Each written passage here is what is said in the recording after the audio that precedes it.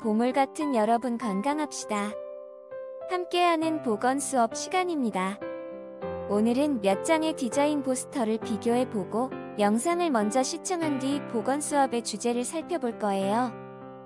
자, 그럼 포스터를 볼까요? 한 여자친구가 음식을 들고 있지만 입에 반창고를 붙이고 있어요.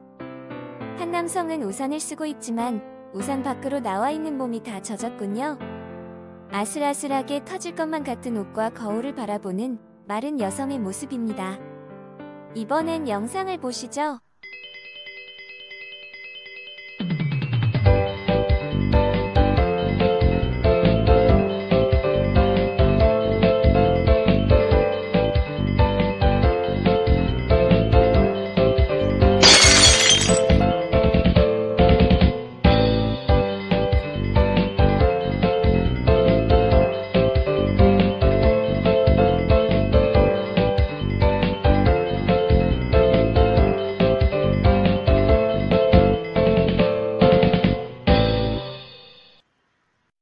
여러분, 대조적인 포스터 그림과 영상 속에서 오늘 함께할 보건 수업의 내용을 짐작하셨나요?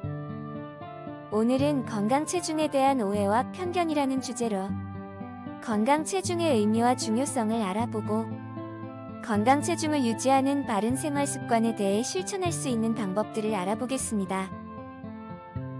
건강 체중이란 건강한 생활을 유지하는 데 가장 적절한 체중으로 표준 체중이라 합니다. 내 또래의 친구들의 체중의 평균 체중을 말하는 것이 아니랍니다. 우리는 보통 체중이 많이 나가면 비만이라고 생각하기 쉽지만 비만이 아니어도 근육이 많다면 체중이 많이 나갈 수 있답니다. 같은 체중, 다른 몸이네요.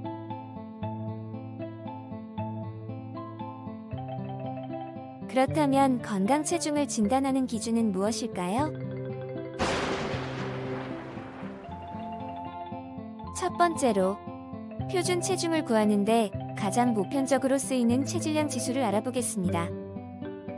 자신의 몸무게를 키의 제곱으로 나누어 구하는데요. 예를 들어 키가 160cm, 몸무게가 52kg인 사람은 우선 키를 미터로 환산합니다. 그럼 1.6이 나옵니다. 1.6을 제곱하고요. 마지막으로 체중을 키의 제곱으로 나눕니다. 그럼 20.3이 나옵니다.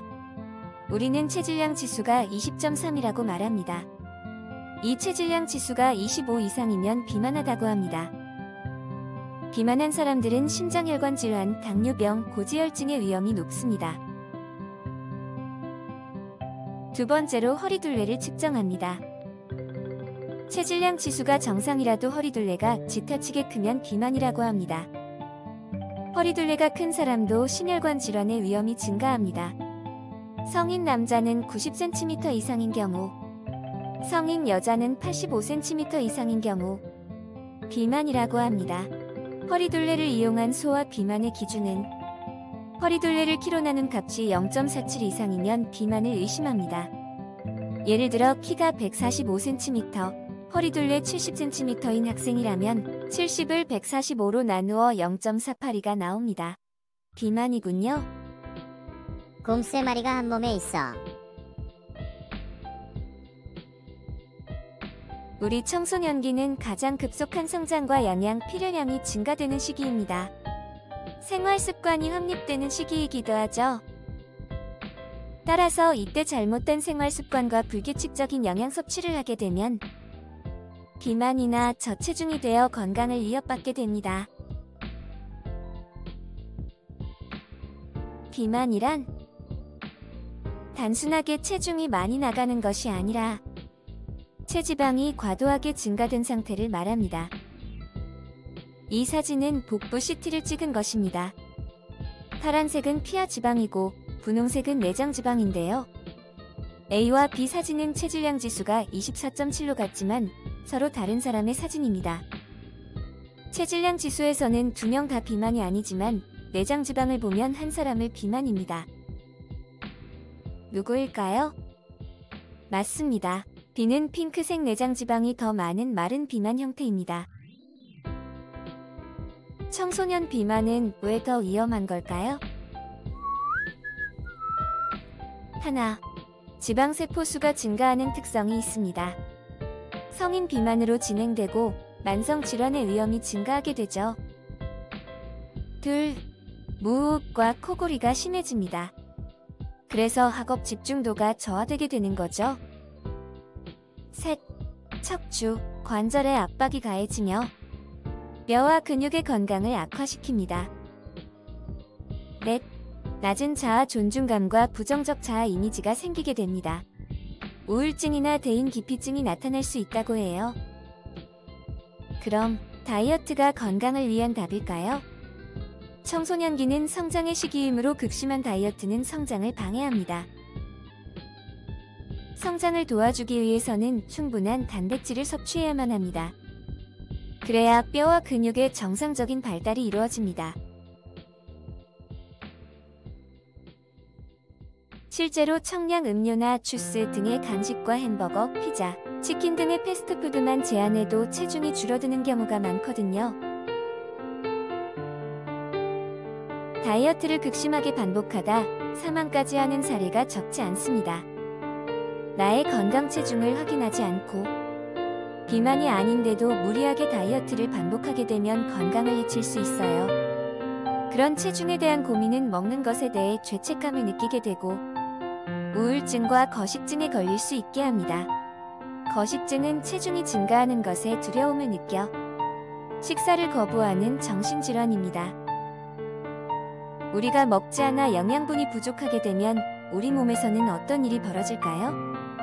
근육세포가 위축되고 적어져 근육량이 줄어듭니다. 저체중인 경우에는 골밀도가 떨어져 골다공증 위험이 커집니다. 또한 근육 등으로 이루어진 호흡기가 약해져 호흡기 질환으로 인한 사망 확률도 높습니다. 그리고 건강 유지에 중요한 면역세포의 기능이 떨어져 쉽게 결핵이나 간염 등 감염성 질환에 노출되게 됩니다. 뇌의 정상적 활동에 필요한 비타민 D가 부족해 치매 위험도 높아진다고 합니다. 골밀도가 떨어져 뼈가 숭숭 비었네요. 심장 질환의 위험도 높아요. 세균과 바이러스에 감염되기도 쉽습니다. 몸도 마음도 위협을 받게 되는 거죠.